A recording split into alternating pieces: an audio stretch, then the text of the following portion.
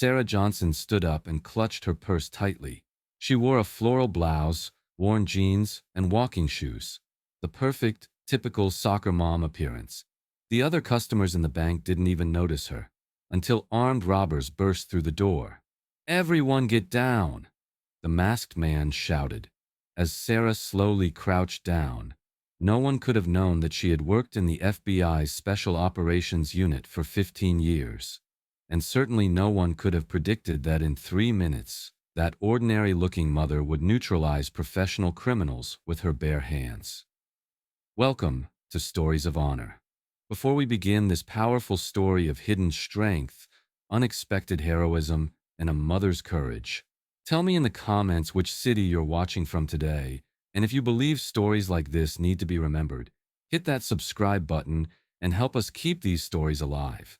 It was an ordinary Tuesday afternoon in Denver, Colorado. Sarah Johnson, 42 years old, brown-haired, and always smiling mother, had driven straight from Mountain View Elementary School to the Colorado Springs Bank downtown. She had an envelope in her hand to pay for her daughter Emma's school photos. Sarah's Honda Civic disappeared among the school service vehicles. In the back seat of her car were a soccer ball, water bottles, and a flowered thermos. The radio was playing children's songs, a complete soccer mom stereotype. But there were things in Sarah's purse that no one knew about.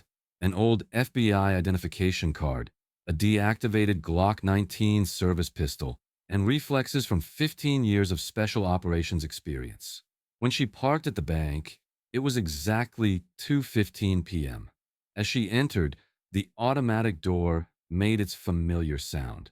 Sarah had heard this sound thousands of times, in every bank robbery case investigation, in every security briefing. "Good afternoon," Sarah said to the young teller behind the counter. "I'd like to pay for school photos." The teller, a 24-year-old girl named Jennifer, smiled at Sarah. "Of course. What grade is your child in?" "Third grade. Emma Johnson. She's very excited about her photos." As Jennifer began searching on her computer, Sarah unconsciously scanned the surroundings. A 15-year FBI habit. 2 security cameras, 1 security guard, elderly, probably retired police, 3 exits, 5 customers. A normal day, a normal transaction, a normal mother, until the door opened. At 2:22 p.m., the bank's main door burst open violently. Sarah immediately recognized that sound with her 15 years of experience. This wasn't a normal door opening. 2 masked men entered. One was tall, athletic, holding a black handgun. The other was shorter but looked powerful, with a large sports bag on his shoulder. "This is a robbery. Everyone get down. Hands where I can see them." Sarah's heart raced, but not from panic. Adrenaline, a familiar feeling. For 15 years, she had been trained for situations like this. While other customers screamed and fell to the floor, Sarah slowly crouched down, but her eyes constantly studied the robbers. The tall one, she coded him as Alpha, looked experienced. How he held his weapon, how he moved showed professionalism. The short one, Bravo, was more tense, probably his first robbery experience. "Teller," Alpha shouted. "Open the safe. Right now." Jennifer was trembling. I can't open the safe. I'm just a regular teller."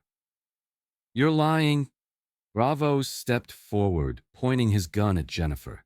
"If you don't open it, I'll blow your head off." At this point, Sarah made her decision. Bravo was out of control, could panic, could pull the trigger. Alpha was calmer, but he was also under pressure. Security guard Henry, Sarah had learned his name from previous visits. 67 years old, probably had heart problems. Ineffective in this situation. She began to make a plan. While Sarah lay on the floor pretending, she slowly opened her purse zipper. Inside was her emergency kit that she always used to carry. Flexi-cuff handcuffs, a small flashlight, several self-defense tools. Even after leaving the FBI, she couldn't abandon these habits. "Paranoid Sarah," her husband Mike would say. Now that paranoia would save lives. "Hurry up!" Alpha was shouting at Jennifer. "We want the money from the ATMs too." Jennifer was crying. "Please, I only work part-time. I don't know anything. Sarah analyzed the situation. 2 armed criminals, 6 innocent people, 5 customers plus 1 teller. 1 security guard, ineffective. Bank layout in her head. Police alarm must have gone off. Takes about 8 to 10 minutes. Too many variables. But Sarah had been trained for these kinds of situations. You! Bravo suddenly pointed at Sarah. Stand up. Sarah slowly stood up.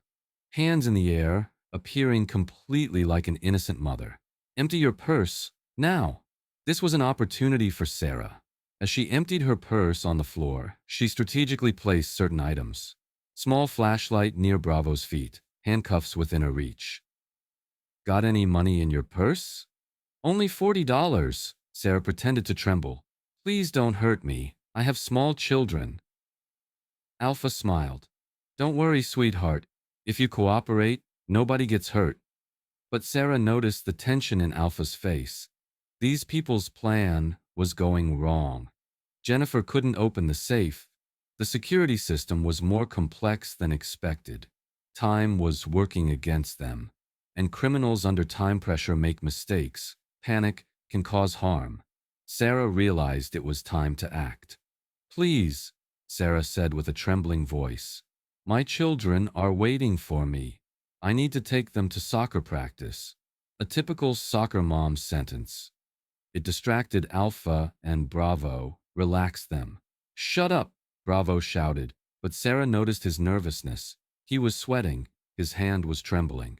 At that moment, Jennifer finally managed to open the safe. There! I opened it. Please don't hurt me. Alpha rushed forward. Finally, put it all in the bag. This was perfect timing for Sarah. While Alpha was busy with the safe, Bravo was watching the other customers. Neither was being careful. Sarah pretended to bend down and picked up her small flashlight. Then she stumbled and staggered toward Bravo. Stay there. Bravo pointed his gun at Sarah. Sorry. Sarah raised her hands. I just fell from fear. But at that moment she aimed the flashlight at Bravo's eyes and turned it on. The powerful LED light temporarily blinded Bravo. What are you doing? Bravo fired his gun into the air. Perfect. Sarah was expecting this. In the 2 seconds that the flashlight's beam blinded Bravo, Sarah's 15 years of FBI training kicked in. It was time to move. Sarah reached Bravo in 1 step. She put her left hand on his gun hand, her right hand on his throat. Then she applied a classic disarm technique. First, she directed the gun's barrel upward for safety, then pressured Bravo's wrist to force him to drop the weapon. At the same time, she cut off his breathing with her right hand. 3 seconds later, Bravo was on the ground. The gun was in Sarah's hand. What's happening over there? Alpha turned, moved away from the safe. Sarah immediately handcuffed Bravo with the flexi cuffs from her purse and called to Alpha, FBI agent Sarah Johnson, drop your weapon. Alpha was shocked. Was this ordinary mother an FBI agent? You're lying. Alpha pointed his gun at Sarah. I said drop it. Sarah's voice was now completely different. Authority, confidence, danger. You're surrounded. Alpha looked around. No one was there. This woman was bluffing, but Alpha noticed that Sarah's stance, gun grip, and voice authority were professional. This was really a trained agent. Listen to me, Sarah spoke in a calm but firm voice. Your partner is neutralized. You're alone. The bank's alarm system sent a signal to police 5 minutes ago. They'll have this place surrounded in 2 to 3 minutes. Alpha started trembling.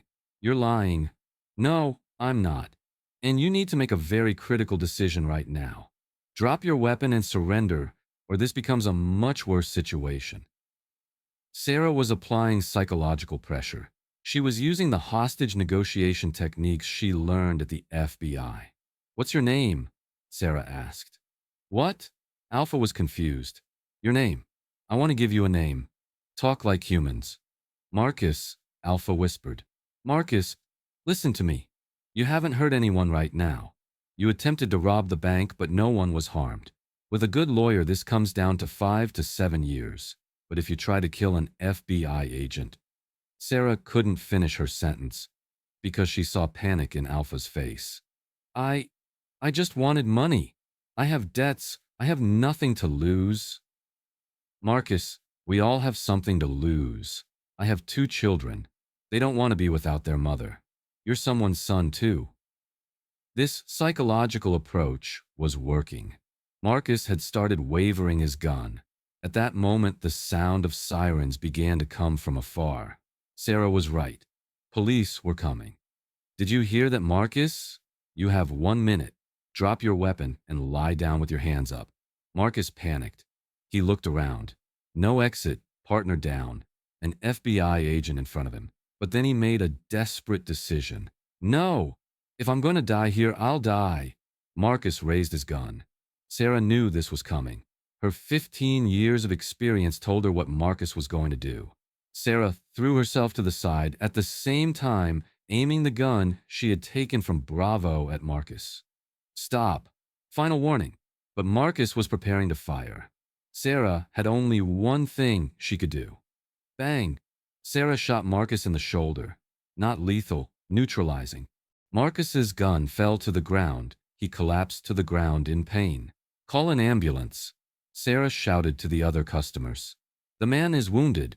Police surrounded the bank. SWAT team, ambulance, fire department. A complete operation. Detective Rodriguez, the first police officer on the scene, approached Sarah. Ma'am, are you the person who fired? Yes. FBI agent Sarah Johnson. Retired. Sarah took out her old ID from her pocket. Rodriguez examined the ID. Special Operations Division? You were really in the FBI. 15 years. Retired in 2008 for my children. At that moment, Jennifer, the young teller, ran to Sarah. You saved us. I didn't know who you were. Sarah smiled. Now you know. Security guard Henry also approached Sarah. Ma'am, I was police for 30 years. I never saw such an intervention. You're a professional. The story was headline news on all Colorado Springs news channels that evening. Soccer mom reveals FBI past, stops bank robbery. Sarah was at home, sitting with her husband Mike and children Emma, 8, and Jake, 10. Mom, Emma asked curiously, were you really a police officer? Sarah smiled. A special police officer, FBI. Jake got excited. So you're a real agent? Like in movies? A little different from movies. But yes, your mom has a special past. Mike looked at his wife. Sarah, you never told me these details. I didn't know you were so professional. Because I left that life behind. I'm just your mother now. But today was different, Mike continued. Today the old Sarah came back, Sarah thought. Maybe she never left. Maybe she was just sleeping. The next day at Mountain View Elementary School, Sarah had become a celebrity. Other mothers looked at her with admiration. Sarah! Emma's teacher, Mrs. Peterson, came running. I heard. You were really an FBI agent. Used to be. Sarah smiled shyly. And you stopped the bank robbery? So incredible. At that moment there was a group of approaching mothers. Among them was the Mean Girls group, the school's most snobbish mothers. Their leader, Sharon Kimberly, always looked down on other mothers, never showed Sarah any respect. Sarah, Sharon approached, but this time with a different tone. I heard what happened yesterday. Very impressive. It was funny for Sarah to see this value statement. Yesterday, Sharon was treating her like a basic suburban mom. Thanks, Sharon. I just did what was right. Maybe you'd like to have coffee sometime. I'm curious about FBI stories. Sarah smiled. It was incredible how quickly people changed. That evening at dinner, Emma started asking questions. Mom, did you catch bad guys? Sarah thought.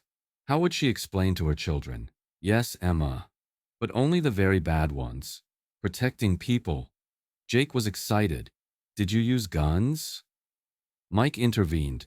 Jake, your mother did a very special job. To protect people. But why did you quit, Mom? Sarah looked at her children. Because being your mother is more important. Raising you, taking care of you. This is my most important job. Emma hugged her mother. I knew you were an agent. How did you know? Because you always drive fast. Everyone laughed. In the following days, various job offers began coming to Sarah. Private security companies, former colleagues from the FBI, even movie deals from Hollywood. Mike was worried. Sarah, you don't have to accept any of these. I know, but what? Sarah looked out the window. Maybe I don't have to hide. Maybe I can be both a mother and other things. That evening, Sarah received a call from her former FBI partner, Agent Martinez. Sarah, I heard about the incident. Incredible. Still got it. Hey, Rodriguez. Long time. Listen, there's a part-time consultant position at the Denver FBI field office. Interested? Sarah hesitated. Part-time? School hours. While the kids are at school. Perfect for a soccer mom agent. Sarah smiled. This was an interesting option. That night, Sarah and Mike talked. This FBI thing, Mike said. It's important to you, isn't it? Sarah decided to be honest. Mike, I've been trying to be just a mom for 4 years. But today I found myself. The real me. And what is the real you want? Both. I want to be a mother because I love my children. But at the same time, I want to protect other people. I have skills and I should use them, Mike thought. Part-time, huh? School hours, home before kids. Isn't it dangerous? Mike, today I found myself in a dangerous situation as an ordinary mother. I'd be safer as an FBI consultant. Mike smiled. Then let's do it. But rule, children are priority. Always. Always. 6 months later, Sarah Johnson was working as a part-time consultant at the Denver FBI field office. Her specialty, bank robbery cases and hostage situations. But at the same time, she was going to Emma's soccer practices, helping with Jake's math homework, and still looked like a typical soccer mom. One day, she stopped by Colorado Springs Bank. For routine banking, Jennifer, the young teller, immediately recognized her. Agent Johnson, nice to see you. Just Sarah, she smiled. Agent title is only at work. It still seems incredible, Jennifer said. If you hadn't been there that day, you behaved wonderfully too, Jennifer. You stayed calm, followed instructions. At that moment, a new customer entered, a young mother with a child in a stroller. Sarah looked at her and saw her own past. Normal mother, normal life, normal assumptions. But now she knew there's no such thing as a normal mother. Every woman has a story. Every mother has hidden strengths. Sarah's story became legend in Colorado Springs. She was known by the nickname FBI Soccer Mom, but more importantly, she had become an inspiration to other mothers. The message, who you are and what you can do, is not limited by others' assumptions about you. Emma and Jake now proudly told everyone everywhere, my mom was an FBI agent and she's the best soccer mom. It was the perfect description for Sarah. One evening, Sarah was sitting in the garden looking at the stars. Mike came next to her. Regrets? He asked. About leaving the FBI? 4 years of boring suburban life? Sarah smiled. No regrets. Those 4 years made me a better agent, made me a better mom, made me a better person. How? Because when I was at the FBI, I was just an agent. Now I'm an agent and a mother and a woman and a wife. Complete person. Mike held her hand. And bank robber fighter. And bank robber fighter. Sarah laughed. This story teaches us. People can put you in a category, but you don't have to live in a box. Sarah Johnson was an FBI agent, then became a full-time mother, then combined both. Society tells us to choose career or family, strong or gentle, professional or mother. But real strong women can be both. And sometimes that combination creates the most powerful warriors of all. Sarah's story shows we have hidden strengths in us, waiting for the right moment. And when that moment comes, it's important to be ready. Because you never know. On an ordinary Tuesday, in an ordinary bank, you might be the person who becomes extraordinary. Have you ever been underestimated? What are your hidden talents? Share in the comments. And if this story touched you, subscribe. Because at Stories of Honor, we'll continue telling the stories of strong women. See you in our next story. Until then, remember, sometimes the most powerful weapon is in the most ordinary looking person.